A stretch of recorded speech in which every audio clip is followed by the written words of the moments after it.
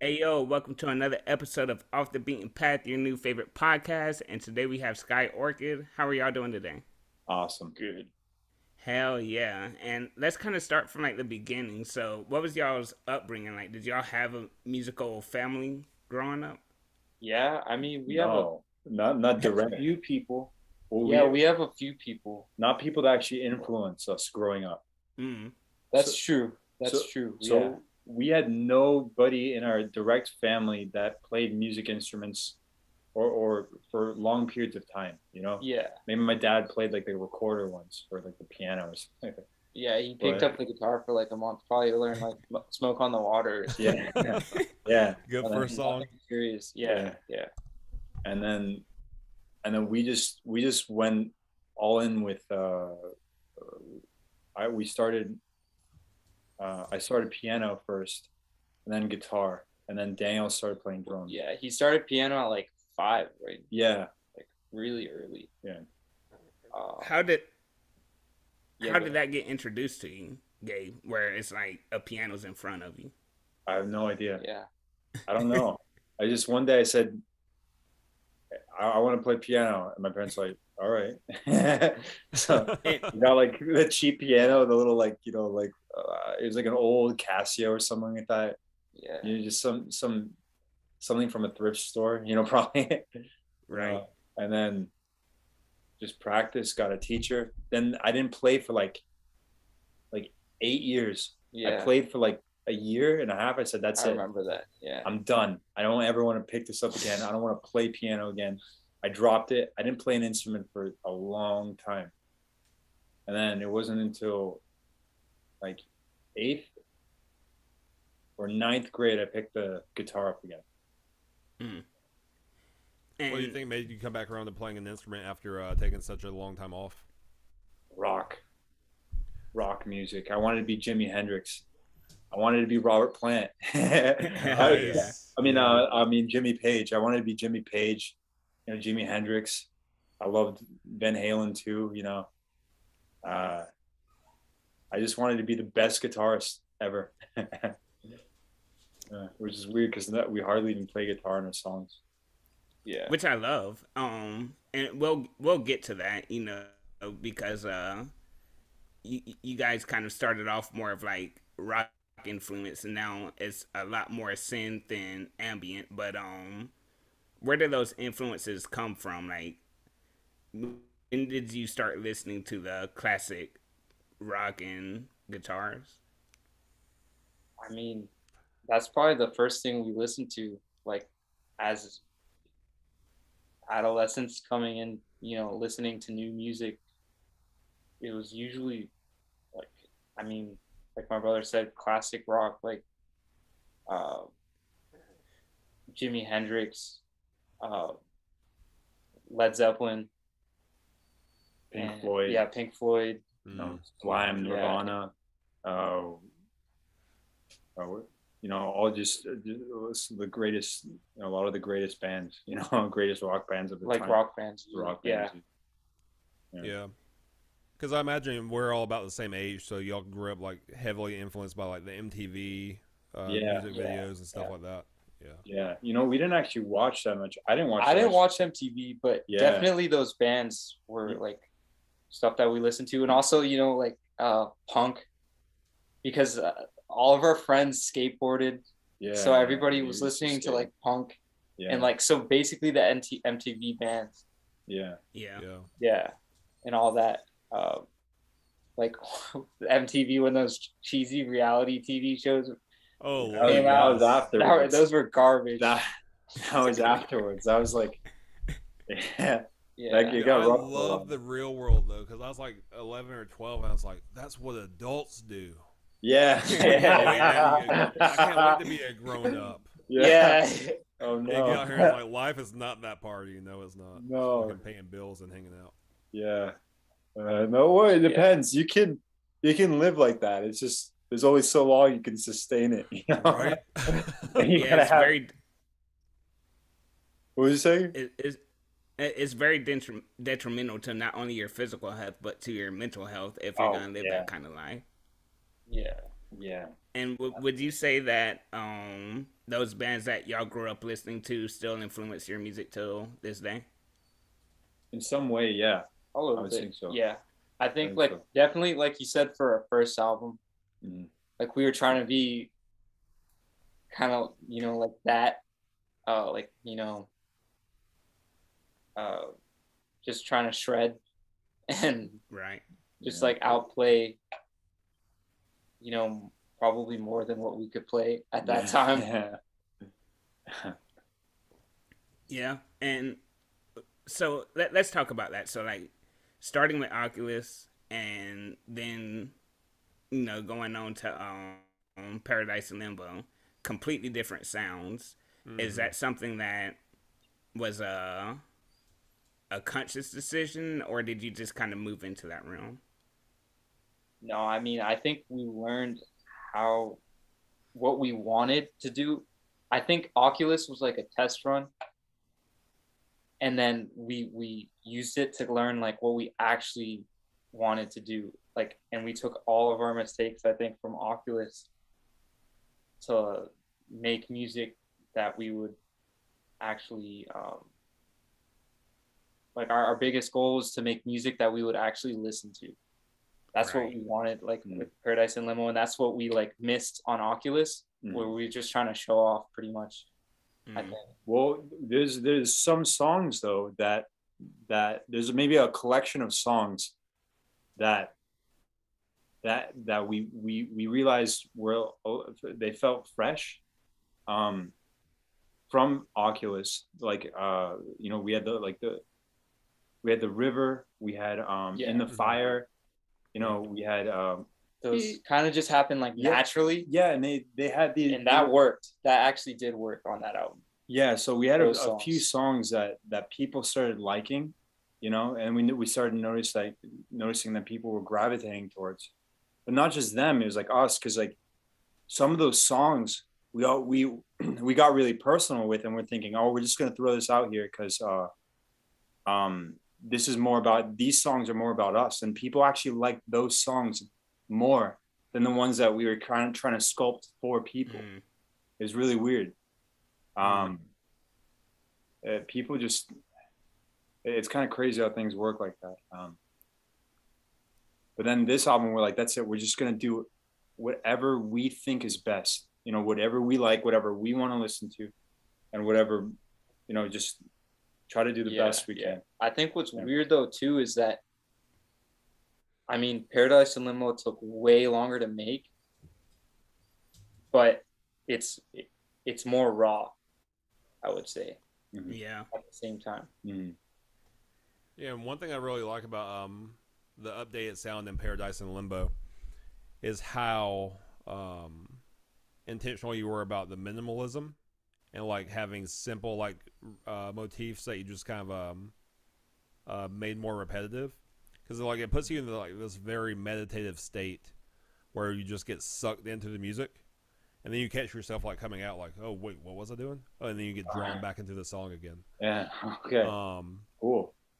Was that a natural songwriting process for that album, or was it something that you thought hard about to craft it that way? We tried. It was a weird process. Yeah, it was a weird I mean, process. like Yeah. not weird, but like It we depends. did a on lot of different things for depending on the song. Right. But I think what kind of like what I'm getting at what you're saying is,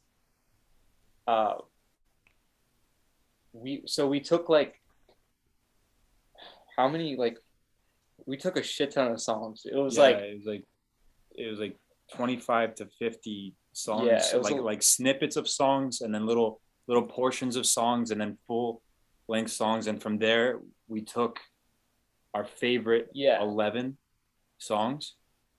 Wow. And we like, you would cut out all the rest. Yeah. And so there was like you don't hear probably like 70% of the songs on that, like at that period of time. Right. Mm-hmm. But we chose the ones that we could just keep listening to over and over again without like even thinking about it. Actually, that's like what I Can Stay was for us. it used to be like a 15-minute song. Yeah. Because the part, like, you could just listen to it and not even notice. Right. And I really like that about that song, because like most songs on like maybe Oculus were about like just listening to that song, and like you kind of listen to it and then you forget you're listening to it, and then you're like, oh shit, I'm still listening to this and it's still going hard as fuck. Mm-hmm. You know? And oh shit, just one of the bands that y'all mentioned before, you know, like Pink Floyd, they have that same thing where it's like you can just fucking zone out, Right. and then you zone right back in, and it's like, oh, this shit's still going. You know, it's amazing though. And I miss epic 23-minute songs. It's like, Me too. Shit.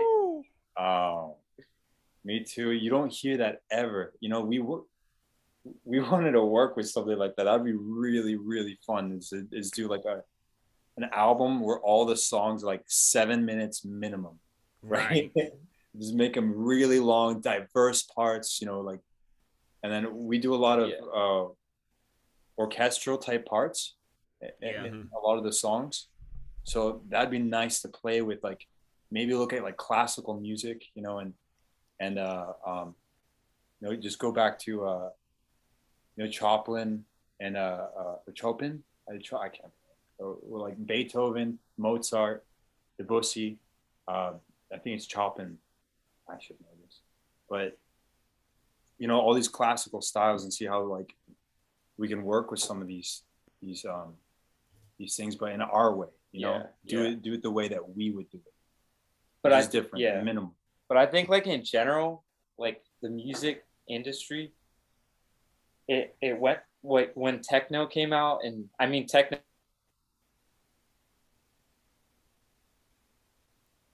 We lost him for a second. Oh shit! What if their phone died? Oh, here we are. Hey, all right, we got y'all back. Oh, we lost him for a second. Yeah. Oh, okay. Yeah, you're talking about the birth of techno. Yeah, I think like after the 90s, there's a period of music where like everything needed to be perfect. You know, like the vocals needed to be perfect. Like they were completely like auto-tuned, and like everything was to the perfect pitch and key, and like that's pretty much I think what a lot of pop music is now, like with the bigger pop artists. But at the same time, some of the best pop artists and even some of the best artists in general, like I think are going back to a more like natural sound. And I think people like that, you know, like because people now understand that nobody's perfect. So like the music doesn't have to be perfect. Like you don't have to hit every fucking note every time, you know, like they made Mariah Carey to be, or you know, as an example, like there's no way she can sing like that live. And every single night, I mean, like she has to use you know, there's a lot of techniques that happens. Like she had to lip sync to be able to do that. Right. Yeah, and I think like people are starting to understand that, and that, you know, we're going a little bit back to like a more raw sound. And no discredit to Mariah Carey. No, she's one of the greatest vocalists of all time. Yeah. You know, she has the best. If you want to listen to a Christmas album, put on Mariah Carey. She Christmas album kills is off it. the fucking chain. You know, I was listening to a compilation of the #1 hit songs, like all the ones that made like the Billboard #1, right? And then there's all these artists that it was from like 1990 to 2022, right? And it just had all the songs back to back, right? And you're listening to them, it's like, oh, you have one artist here, you have another artist here. But Mariah Carey was like the only one that went on like 8 or 9 times #1, and songs that I didn't even know. Like I've never heard this song before, you know. I don't know. So she killed it. She dominated. But you know, y'all are both right, because she is one of the greats, and you can't discredit anything that she's done. No way. But at the same time, it's almost too clean. You know, I've said this plenty of times on this podcast. We want authenticity. You know, right. And I feel like we're finally getting back to that with music. Right. Yeah. Right. Yeah. Good. Like even Adele in her most recent release, she's the biggest pop star in the world right now. And no auto-tune, very minimal production, mostly piano and voice for most of the song. And it's like, yeah, I miss 90s pop being so, while it had its I guess desire to be perfect, as we're talking about, there's so much musicianship in it.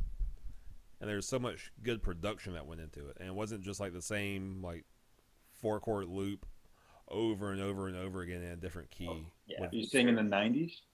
Yeah, like 90s pop like was so good.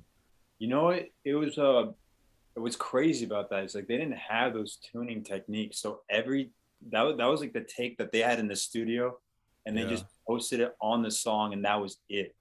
You know, they practiced that one part over and over and over and over until they got it right. Yep. You know? Until it was the perfect take or they're just awesome, you know, vocalists, whichever one came first.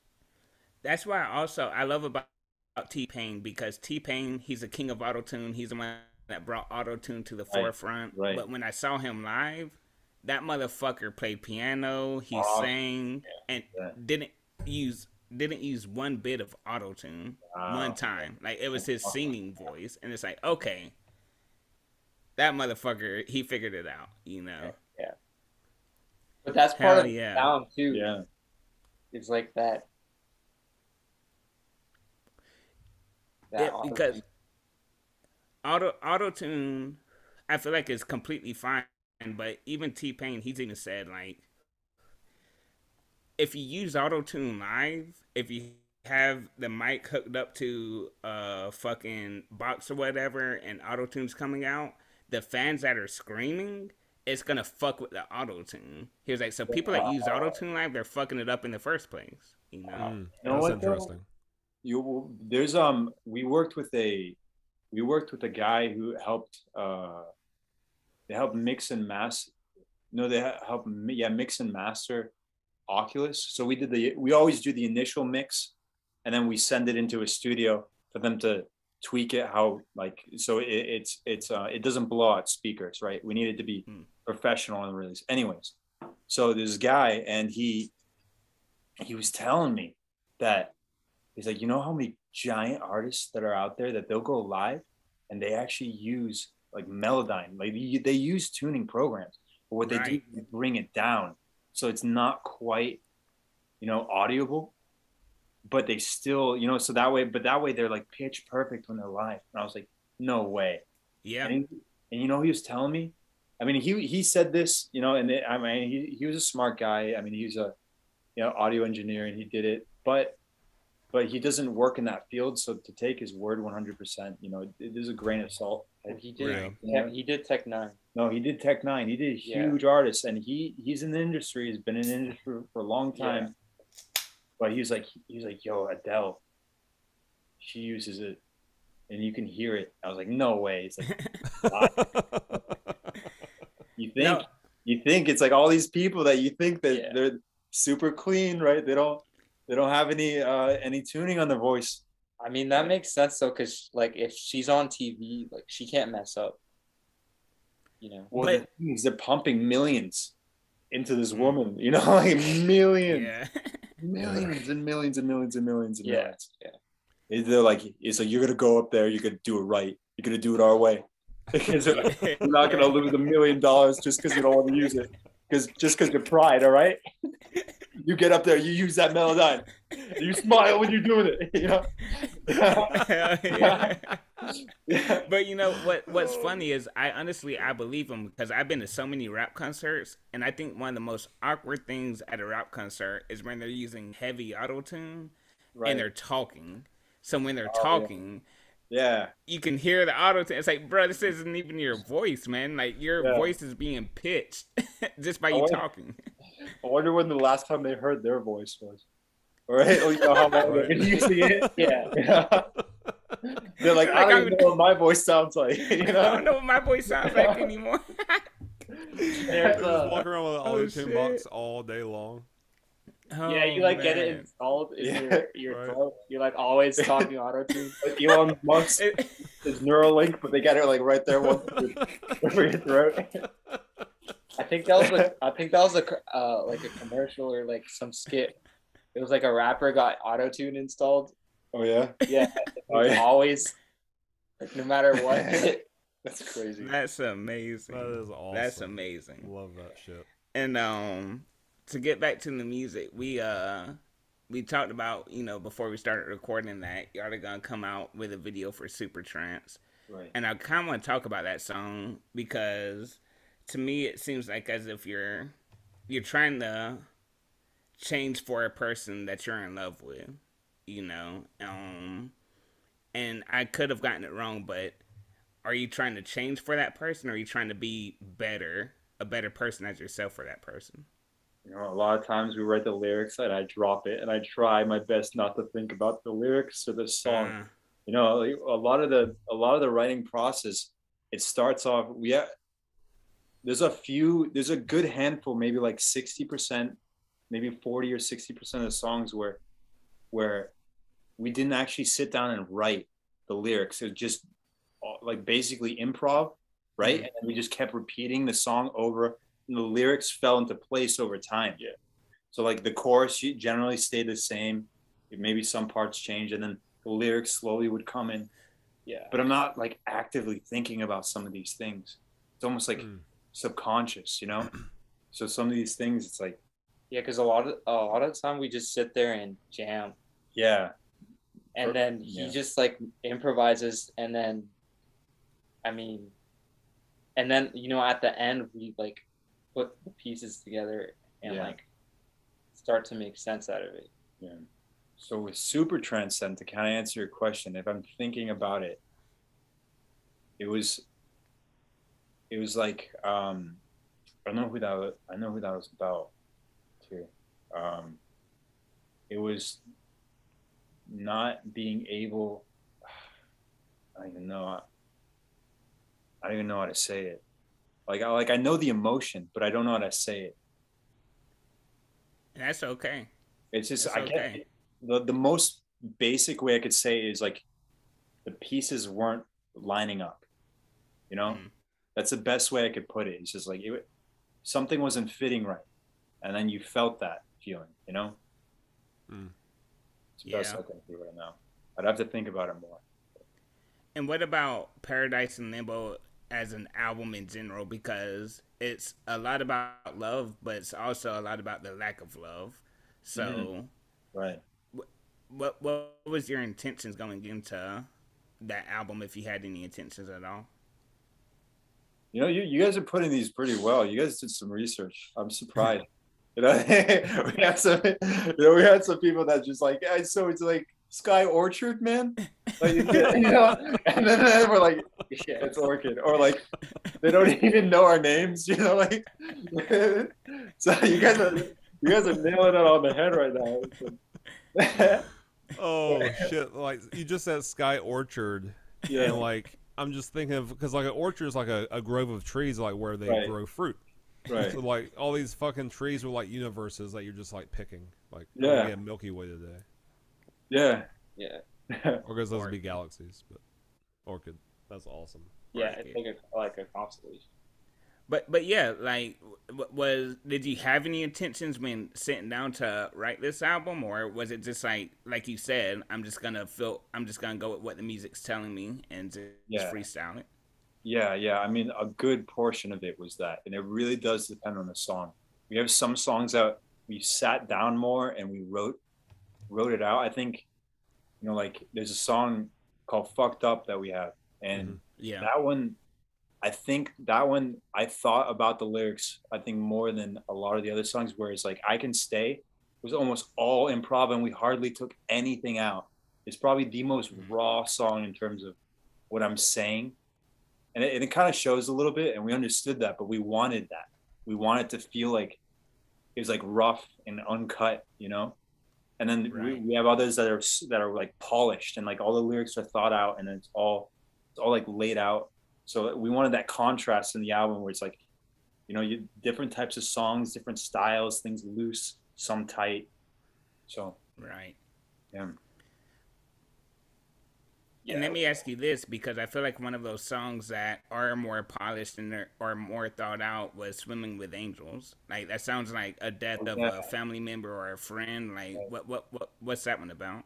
That was a good catch. Yeah, yeah, that was definitely one of the more with the lyrics. That was another one. I would say that the lyrics were thought through more than it's not that they weren't thought through in other cases. It's like it's either conscious or subconscious, right? Yeah. Oh, sorry, it's the improv versus actually actively going down there and writing. It's two different styles. So you're saying what were you saying about Swing with Angels? Oh, the death of a that was actually so I've lost a few friends uh, over the years and at a young age too. There's one of my best friends when I was growing up in Massachusetts. You know, he a couple years ago, he actually he was schizophrenic. He was seeing things. Um, he was he said to his mom one point, I don't want to say names, you know, Yeah. but he said his mom one point. He's saying that he's like, Mom, I see angels. I see angels, and they're coming, and they're talking to me. And she didn't want to believe it, you know. And oh, she's like kind of like passed it by, and then he took his own life. And then they started, you know, to realize that, you know, his mental illness and the way it was going through, and I don't know. I mean, it was rough. Yeah. Um, Yeah. but Yeah. yeah, yeah. Um, hence the song, you know, "Swimming with Angels," and then the lyrics. So Nah, dude, I definitely I related to that song 100% because me as well. Like not trying to compare our situations, but just being able to relate with that because I've lost friends. You know, rather it was through drug overdose, suicide, or right, whatever. I right. lost friends, and it's like, oh fuck, man, I can relate with this shit. You know, I hate that he had to go through it, but I fucking relate with it. Yeah, no, that's I wasn't expecting that. I was expecting people to, because you know I was writing a personal thing. You know, that Hmm. was such a personal song. I mean, obviously dance off the whole step, the way, even with the lyrics. But the I wasn't expecting to try to relate to people in that regard. It was more like, so it makes me happy that you found at least some sort of relation to it. But yeah, yeah, it's I I don't know. It's just what it is, I guess. Yeah, it is what it is until it ain't. And fucking yeah, we fucking that's the thing about artists and what's beautiful about creation and lyrics is you're telling your personal story, but you don't know how many people it's gonna affect because they've either been through this same story or something similar, Sure. and they're they're able to and they're like, oh shit, there's someone else that goes through this same thing. Maybe I didn't know how to put it into words, but Gabe just put it into perfect words for me. Like I feel this. I'm not alone. So that's cool. Yeah, for sure. Yeah. Yeah, yeah, that's definitely true about lyrics. Good lyrics, at least with the people that like the whenever you think of the like the good artists, they have something that you can Something that makes you think. yeah, yeah. Kurt Cobain was really good about that. Oh you yeah, know? absolutely, Yeah. absolutely. Yeah. Exactly. Big inspiration too. I mean, Most definitely. yeah, Yeah, even a lot of like rap artists, they have some great like lines Yeah. that just hit really hard. yeah, And I think yeah. like we don't have as much space, like at least with some of the songs in that album to like say as many lines because it's slower, and then I mean it's also like you're singing them, so you extend the notes. Mm-hmm. So Right. it's a little bit different, but yeah, just like those heavy hitting lines. and you get different emotions from it because like you don't have to relate to it because one of my favorite new rap lyrics since he brought up rap is fuck, what did he say? He said something along the lines of mama did what was necessary, a couple of Christmases came in February. And it's like I've never had to deal with that. Like I had Christmas on Christmas Day. Yeah. His mom literally was like, hey, you ain't getting any Christmas gifts this year.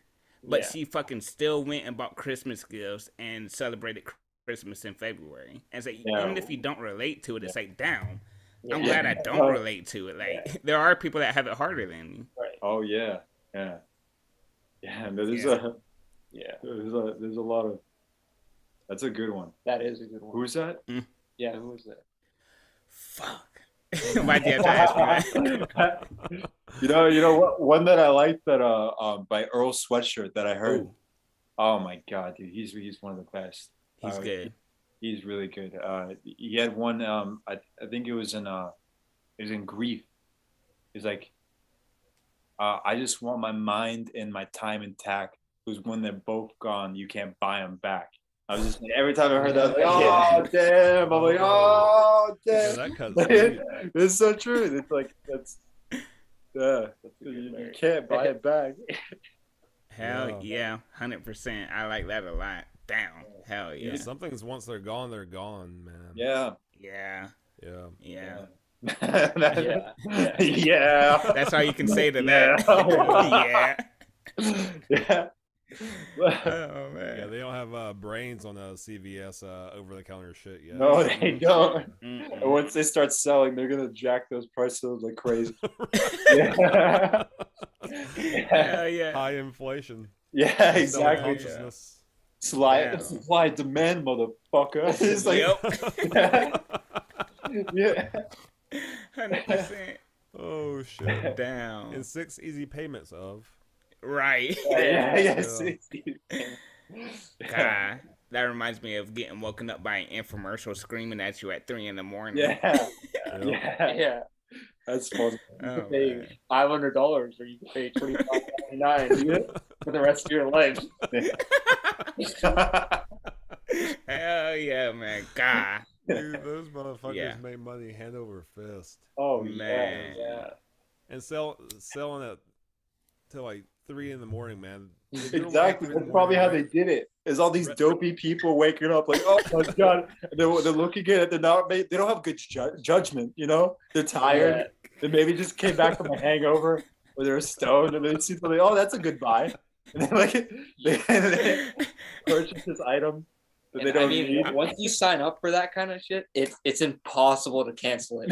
Dude, like you call, it's like they find some way like in the fine print or something, like keep charging you even after you cancel the payment. You have to like go to your bank and be like asking them to cancel this. Dude, Columbia House Music. I was like 11 years old. Got this flyer in the mail. And a kid that loves music gets a flyer in the mail that says, hey, you can get like 10 CDs for $5.99. What do? I run to mom. I'm like, yo, the music that you buy me, you're going to get it anyways, and it's cheaper this way. I can just do this membership program. It's a penny up front, $5.99. I get 10 CDs. Yeah. Until you realize you have to. It's like a membership that doesn't cancel. Like you have to buy like $20 worth of CDs every month. Yeah. And it's like $50 to cancel. And it's like, whoa. Yeah. They fucking got me. I didn't get allowance for a few months. So I was fucking pissed. Wow. That's crazy. Yeah, they stole my allowance. And let me ask you guys this, because Bobby and I have been doing this podcast consistently for like a year and a half. Awesome. And we still have not fucking came up with like a symbol or anything like that. How did you guys come up with your symbol? He does a lot of art. Yeah, show me your arm. This is better. Yeah, it's Wait, did y'all both get it tattooed? Yeah. I got one too. You got it too. Yeah, his is bigger, but mine's the first Sky Orchid tattoo of all time. Yeah, right there. Oh, awesome. So that's number one. But his is bigger. His is more defined, you know. So. No, I was in the band Dead Blow, and that's our thing. Is we were all gonna get our symbol tattooed on us, Awesome. Okay. and our vocalist got it, but Yeah. I still haven't gotten it. Other Yeah. guitarist hasn't gotten it. Drummer hasn't gotten it. But even though we're finished, it's like y'all have that tattoo on you, and rather you fucking blow up huge, or rather you blow up to exactly where you want to be, or don't go anywhere at all, you're Right. gonna have that memory of these Absolutely. were good times. Absolutely. Absolutely.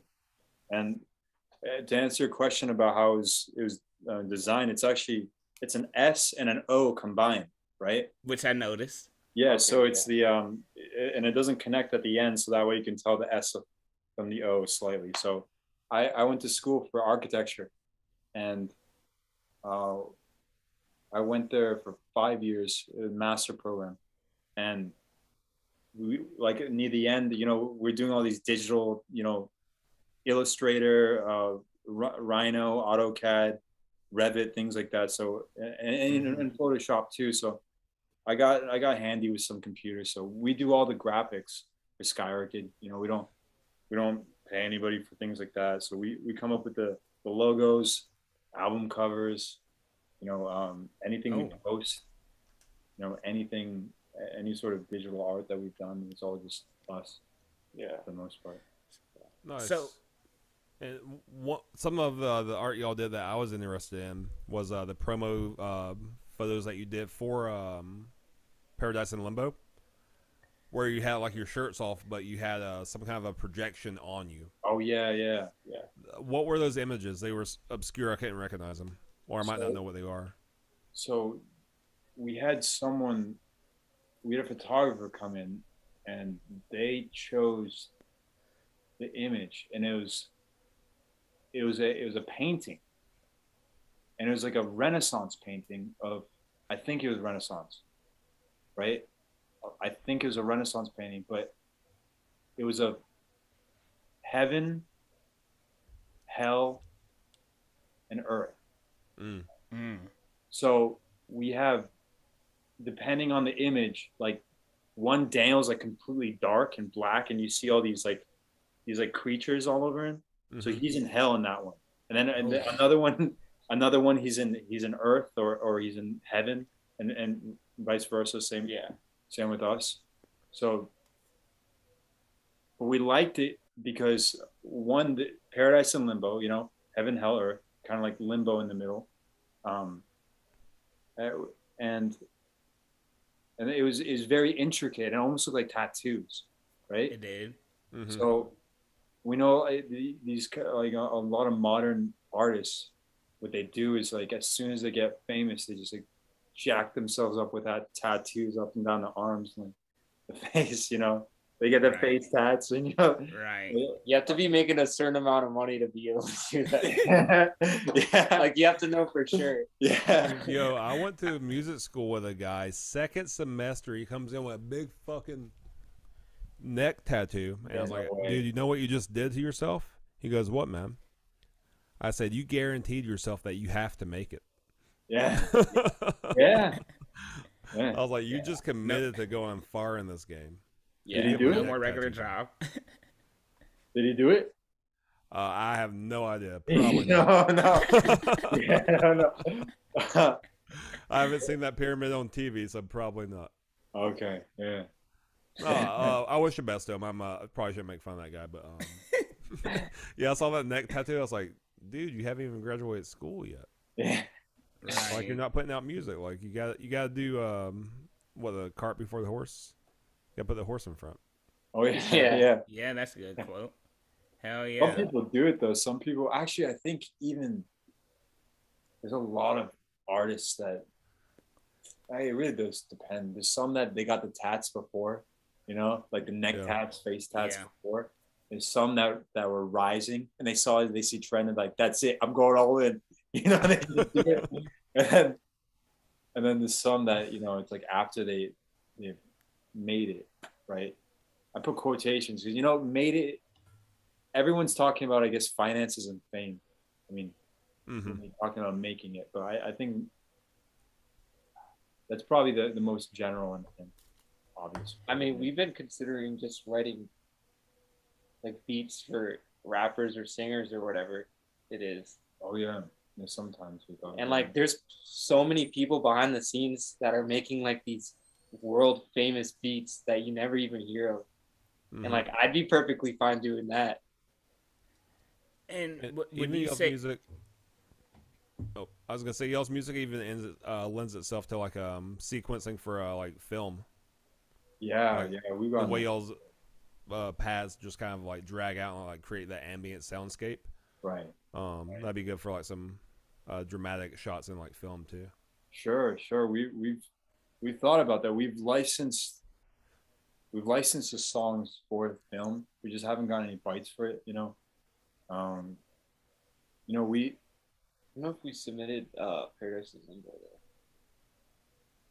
I think we do with John. No, we just did on.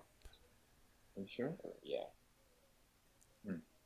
Okay. I love brothers, man. Like we just met y'all, but me and Nate have very similar debates. Yeah. Like, y'all just have like a full ass conversation Yeah. with some whispered words. I love that shit. Yeah. Yeah, I mean, you guys have better audio equipment than us right now. Yeah. We need to step our game up. Yeah. No, y'all have better lighting quality than us. Like y'all have the black shirts with the fucking moon coming in right behind you. Like there ain't no. I love that we're brothers, y'all are brothers, and we're fucking vibing. That's what I love right now. Absolutely. Yeah.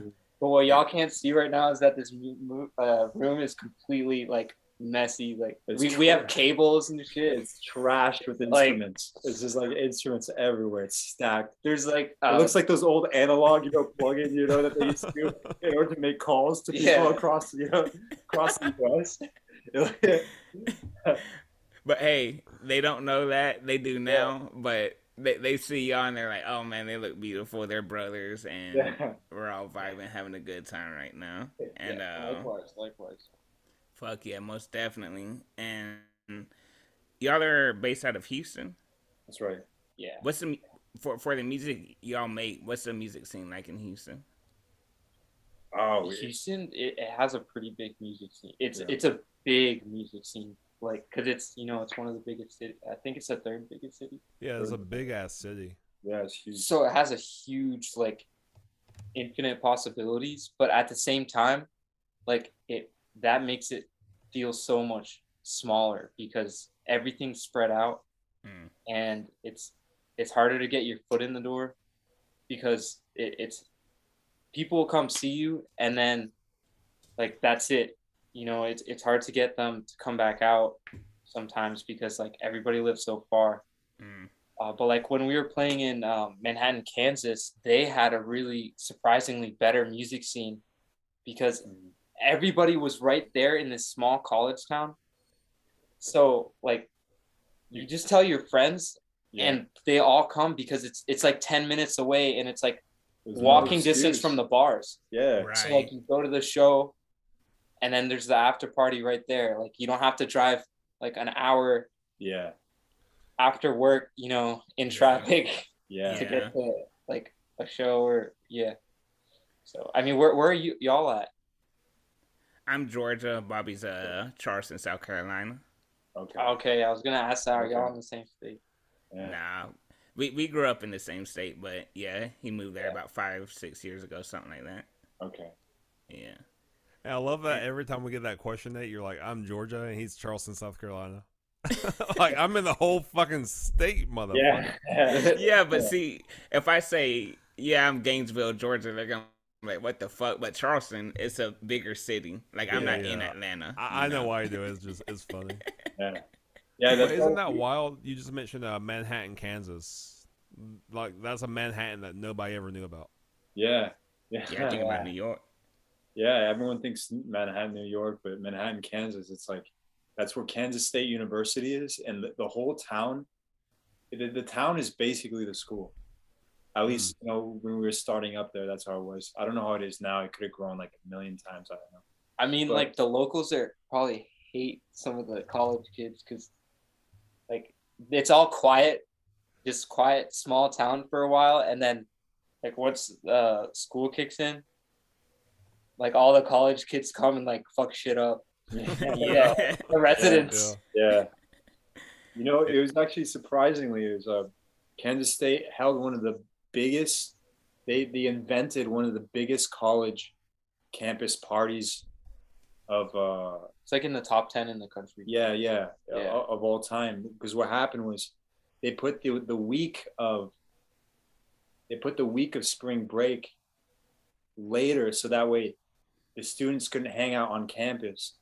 And then for St. Patrick's Day, that's what it is, St. Patrick's Day. So they couldn't, they wouldn't, be on campus and getting drunk. They'd all be going home or off back where they were, and then they'd party there. So that way they could try to control it, right?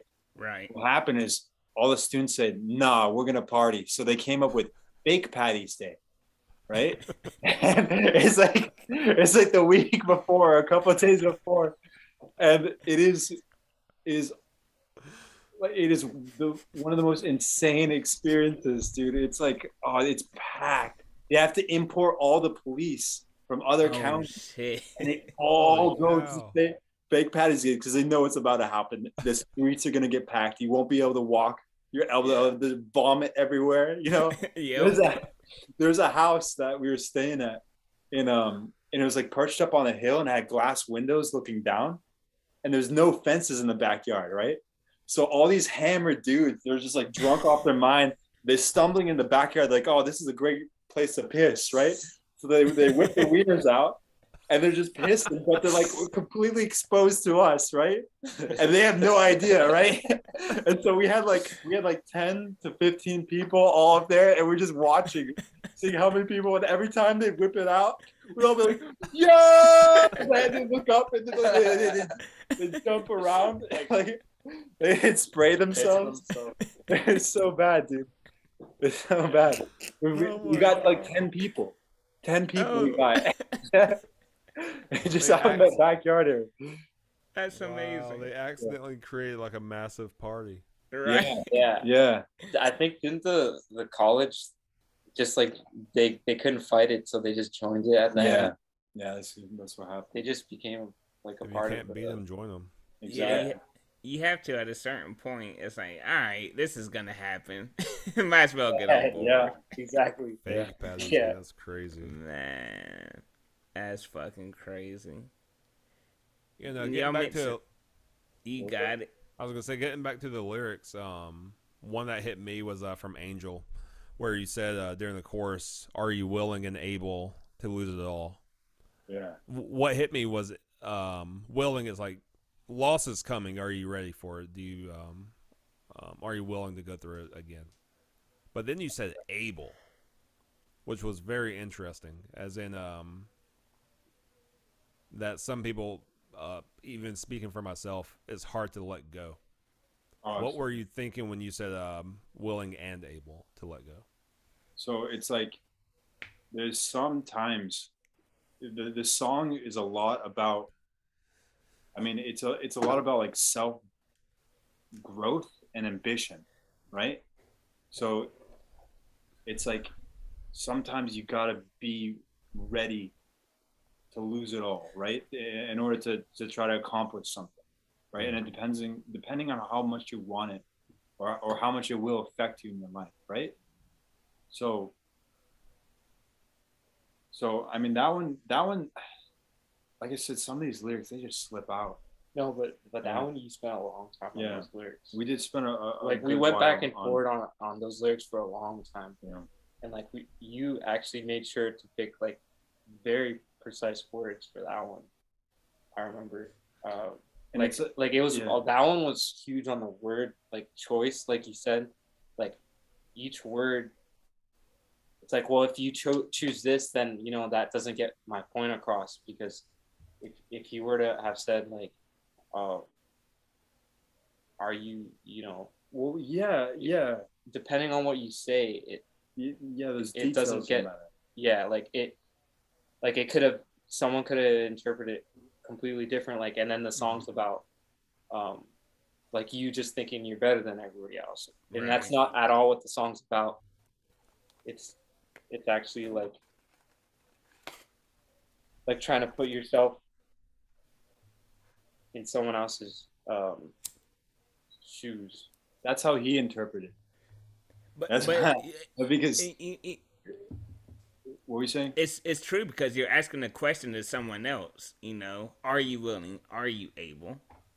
Right, but it's like, so how I saw it. I mean, how you interpret it is like that's the thing with a lot of these songs is there's intentional ambiguity, right? And an abstract quality to it, right? And some of that is brought in from the improv, and some of it is when intentionally writing some of these portions, it's like trying not to be too specific, right? Like where we know what the song, I know what the song means to me, right? Mm-hmm. And I know exactly like what it's about. I just know everything about it to me. Yeah. The thing is, to you, it's completely different. To him, it's Yeah. completely different. Yes. We wanted to be able to explore that because sometimes with some of the songs that we have some songs that they're very specific and it's like you read it, that's what it is, done, right? Right. But this one, we needed it to be. We needed that. We needed that abstractness. We needed it to be abstract. Like.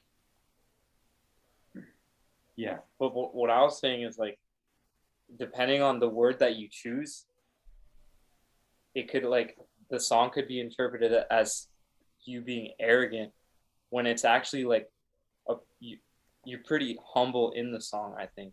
Yeah. And you're saying like oh, I'm not.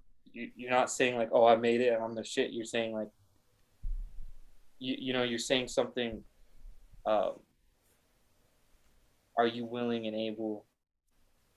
Like, once you get to this point, you're. It's not what you think it will be.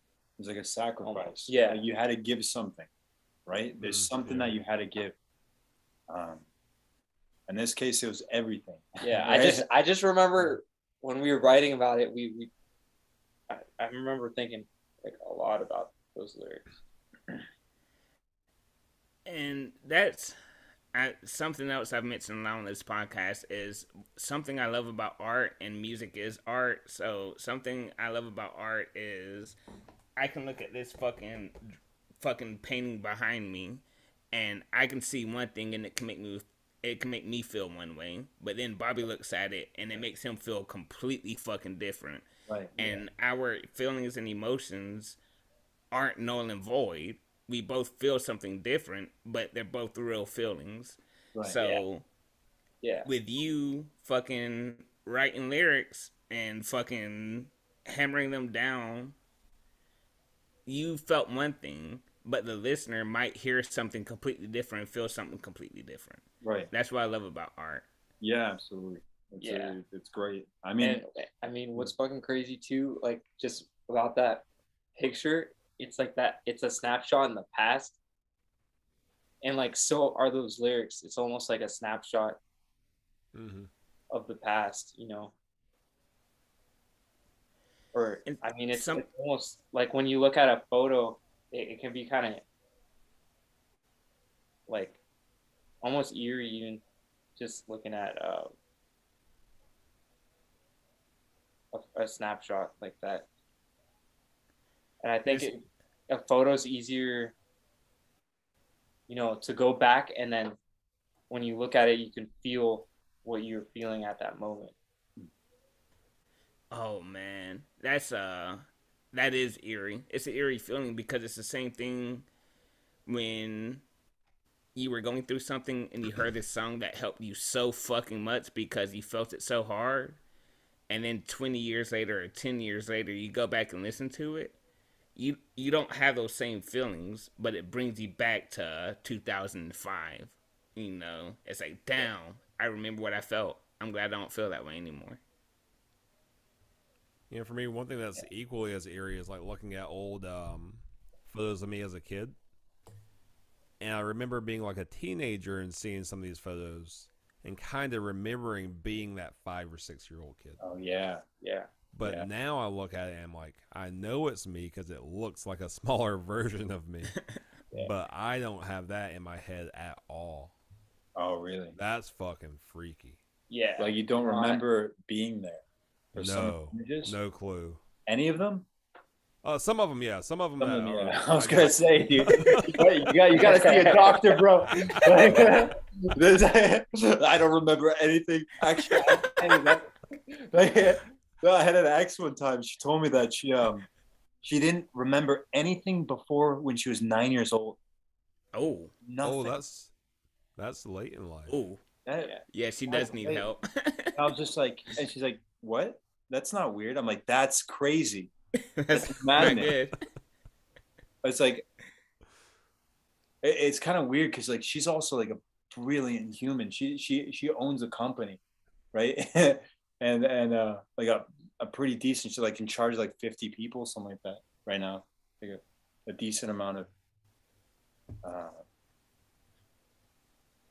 But anyways, it's like she's been successful, like substantially successful over a lot of people that I've known. And then that was one thing I was like, really, that's really weird, because she seemed all normal, like everything was like right, everything hit all the lines. And then one thing is like, wait, you don't remember anything before 9? It's like that's not what? Oh, I'm sorry, I didn't mean to cut you off. I wonder if that's trauma in base, like if her fuck, yeah, like that's she exactly erased what I that. said. Could be Something happened, and then right before that, there's something was happening, and she blocked it all out, right? Because that happened, right? Yeah, that's wild. But maybe not. Maybe it's something. I don't even know. Humans are crazy. What is that? Yeah. Humans are crazy. Oh, yeah, brains. Yeah, humans and brains. Jeez. It's crazy. Yeah, and we're like kind of just going through the period where like we're still learning about all that. We don't have any. What's kind of scary is like we don't have any like cures to any of that. I mean, we're kind of like just figure like we are the experiment for that kind of stuff. So, I mean, Elon Musk is making that Neuralink. Are y'all fans of documentaries? Yeah, I do. Yeah, one that I like. I think it's on Netflix. It might be Hulu, but it's called Diagnosis. I believe that's what it's called. But it'll rip your heart out, like seeing some of the stuff these people go through, like trying to find a diagnosis for these very rare conditions. That's a crazy show. But it's fascinating in the sense that humans have been around for so long. And in recent history, we've recorded so much information. But still there are things that are mutating that we don't understand and we have no explanation for. Much less a cure, but we're like, we don't even know what to call it. Yeah. And it's just like, that's mind-blowing. Yep. There's still things that people are figuring out that, I mean, there's this, I saw a documentary a while ago, and it was about this woman. Oh, it was a lot of people. The whole idea was, and it's it's a tough documentary to watch because everyone had some problem with their face, right? Mm. So this one woman, she had like some sort of disease that ate her face away, right? And like this whole bottom portion, it was like all meat and raw, right? And then other people, they were either like victims of some sort of like acid attacks, or they were in a car wreck, and then they lost their face. The whole documentary was just people. It's like, I lost my face, right? And this is how I'm dealing with it. This is what I do. This is life, whatever. And it was the first face transplant. That was the main story. But I had a point to this. There's a point. What were you saying about your documentary? I had a point. I was trying to latch it on. I had it all figured out, right? I was like, oh, it's coming. Here it comes. And then it's like, God, I was like, what? And you're not even vaping. What's going on? No. I think the point to mine was that even though it's very hard to watch those people go through that, it was very fascinating to see things be undiscovered. Yeah, that's what it was. Yeah. It's like, so there's some things like that who would have known there's some sort of like face-eating disease out there, that that just happens. Did they call it something in that documentary? Like, did they call it like evolution of mental illness or something like that? No, not in the one that I watched. It was more talking about. And it might be called The Crowd. I think it might be called The Crowd. I'll look it up. I'll send it to you on Instagram. I can't think of what it's called. But what it was a New York Times column. And this woman who is either still a practicing doctor or used to be a practicing doctor started the column trying to raise funding for these families of the people that were going through this stuff. So it's more talking about how the medical industry blocks out a lot of people due to the financial cost of it. Yeah. But that we need to really open it up where people of any means can go get medical care. Because if we're not getting data on this stuff and we're not seeing it just because they don't have the insurance or the money, right, which is fucking outrageous. Yeah. But then we can't study it. So not only are you allowing these people to suffer or to die prematurely, but it's going to affect generations because we don't even know what they're dying from. Yeah, that is fucking crazy. Yeah. Yeah. So, I mean, and like, you only hear about the shit when it's affecting a lot of people. mm-hmm. Yeah, you don't hear about like these small little cases that, you know, like you could help a lot of people potentially, but like there's just not enough research. And let me ask or you even this. I was gonna chime in and say even COVID, like we were seeing videos from China on like YouTube and shit back in January of 2020. I think maybe even December 2019. It's like, what are they dealing with? They're in hazmat suits and people are fainting. Yeah. But we didn't think anything of it because it didn't affect fucking America or the rest of the world. Yeah. Yeah. And then it turns into a 2-year pandemic that's still ongoing, and it's like, whoa. Wow. Yeah. And things So that what are, do we know? Sorry, Nick, I keep telling you to fuck off. no, you're good. Things that are affecting people that is really big is mental health. Yeah. Do you guys deal with like mental health issues, or have you ever like actually done therapy? Yeah, I've done therapy before. We generally haven't had, right, for the most part, any mental health, like not anything brutal, at least. Let me ask you this: what ethnicity are you guys? So our mom's Dominican, and our dad's Colombian and Hungarian. Okay, so like in black households, it's always like to bring that stigma up that you have something wrong with you. It's like, don't do that. You know, like fucking grab yourself up by the bootstraps and fucking keep marching on. We all have problems. Don't worry about it. So, like, is that something that's also in maybe the Dominican or Colombian community? Yeah. There's a lot of that. I mean, it wasn't like brutal. Our parents were very accepting, and they're very open and very. I think in the Hispanic culture, probably like in the Black community too, it's like they just make fun of you. Like everybody gets a nickname. So like in Hispanic culture, like if you're fat, you're like the el gordo or like gordito. Like I was, he was a big kid when we were little, so he was el gordito. Like they would just acknowledge your I was a Rubio because I was like white and I had blonde hair when I was little. Oh shit! And so like they called me the blonde, basically in Spanish. Yeah. So everyone had their nicknames. Our parents didn't do that. It was like other family members, you know. Right. So our yeah, I mean, it's in I guess like the Hispanic culture, it still is like pretty conservative. Like you wouldn't. I mean, in the traditional culture, you know, like they're not very accepting, I guess, to those different like conditions. Right. Yeah, and I feel like we're all starting to kind of wake up, and the older generation is like, fuck y'all, like fucking stop being a baby, you're a grown ass man. But I feel like we're actually starting to wake up where therapy is a reliable option, you know.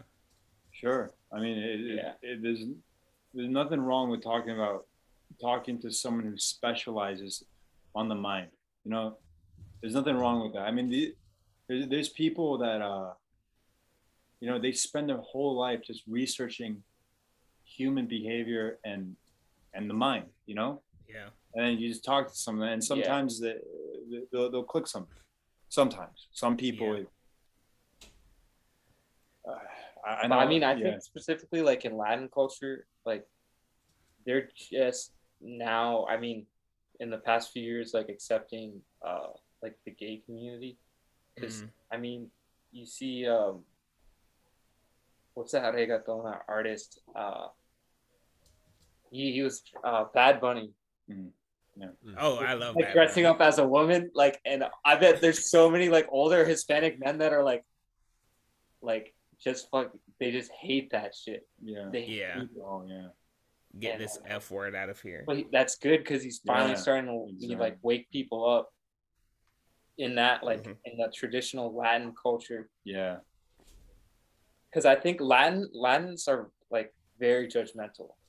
Oh yeah, and same in the black community. Same exact thing. Very judgmental. Like I was watching a podcast and it's like this dude that's a Crip, and he said, "Oh no, there's no such thing as a gay Crip. If he's gay, it's cool. He can stay here, but he can't be in our gang." You know, it's like I feel like people are starting to open up, but the ones that are enriched in it, they're like, "Nah, fuck that. I'll get this dude out of here." Yeah. And the reason I originally asked that is because we were talking about before, you know, new fucking diseases or whatever coming up, and we don't have a cure for it, and maybe it costs a lot of money or whatever. And the same thing with mental health. It's like we're actually starting to acknowledge it, but to get a fucking therapist is so fucking expensive. It is. You know? It is really expensive. But it's something that needs to be taken more seriously, and I don't know, it's like the fucking cocaine of health. It's like, oh yeah, you're gonna have to pay a lot of money for it. It's a rich person drug. And it's like, no. I just want to get help. You know, like stupid.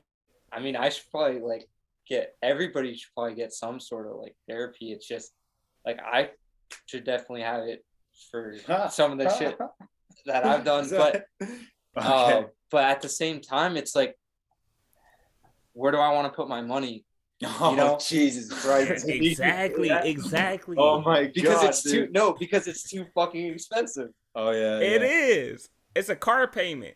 My laptop's dying, and I'm sure we're about to end this kind of shortly. But let me plug my fucking laptop charger up. All right. Okay. All right. Oh, one of our ongoing inside jokes is Nate's devices die on him all the time. I call Nate 10 times, and 7 out of 8 he answers the phone saying, "I have 3%. You have to make it quick." Okay. Dude, that's a good excuse though. Right? It's like, I don't want to fucking talk to you, Dave, but I got 3%. No, he's funny, man. You have such a dynamic, you know, it's like such polar opposite in terms of like your frames. You know, like you're set up. You got the books in the back. Yeah. You know, you got your mic right there, and yeah. You know, like you got your beanie, you know, and your button shirt, and then you go over to Nate, and then he's got a shoe on the table. You know, he's got like little poster in the back. He's got the long hair. You know, it's like you got this kind of what is it? This contrast. It is. It's a really big. You know what you should do? You should go hard. Go even harder. Start putting like 420 posters on the walls. Like put like a lava lamp in the back. And then you should go harder too, dude. Go like straight books and encyclopedias and like have a little skull and like Shakespeare and like, you know. Wait. We just figured it out. We figured it out right here. Gabe, you're gonna be our fucking Credo designer. You know? Yeah. Then you have like a duo, and that could be the thing, you know. I like that. Yeah, it's just even doing it. You just gotta like hone in on those personalities and just go all the way in. No, I love that. I know you're bullshitting and having fun right now, but I love that. You're onto something. There is something in there, yeah. Something No, to y'all explore and take a look at. Great podcast. This is the best podcast that we've been on. Yeah. Oh, thank you so much. Yeah. I appreciate that. Yeah. This one and the other one. Yeah. There's it. What was the other one? Shout them out. Shout them out. Yeah, who are they? We can't Yeah, shit shout on those 'em out. other guys. We can't Oh shit yeah, on them. no, yeah. I'm not Yeah. to No, those other guys are awesome. not They're to really shit cool. on anybody else. No, they were good too. They were good too. Wait, I thought they were But awesome. I meant like What? Are they awesome? Are they What? cool people? Oh yeah, they're cool people. yeah, no, they're good. But like this one, Yeah, we're just we vibing. will- That's yeah. what it is. We're vibing. All right, hell yeah. I was about to say, shout them out. Fucking, we'll put their name in the description and everything. Like, we're not in competition with anyone. We fucking want to just yeah. network, and if we can big up other people, let's do it. You know, like, Yeah. Man, speak for yourself. I'm in competition with myself. Yeah. Better every day. There you go. yeah. Oh man, I asked a homie on a serious situation. I said, "What are we supposed to do?" And he said, "Try to do better tomorrow." Yeah. And I was like, "That's the best. That's the best competition you have is try to be a better person than you were the day before." Yeah. That's a good one, dude. And a question too, since we're I think about to wrap it up. I think we'd be remiss if we didn't talk about where the name came from. Sky Orchid. What's the origin of that? You want to say it? You want to say it? It's not a long story. No, it's just not like, a long story. What it was is so we worked on the name for a while. We went through a bunch of names that didn't mean anything and didn't say anything. It was like we wanted something simple, right? It's like, and we wanted two words that seemed arbitrary, really. It didn't really seem like they. What is a Sky Orchid? Is it what is it really? Yeah. There's nothing that is a Sky Orchid, right? For the most part. But the name, the reason why we picked Sky and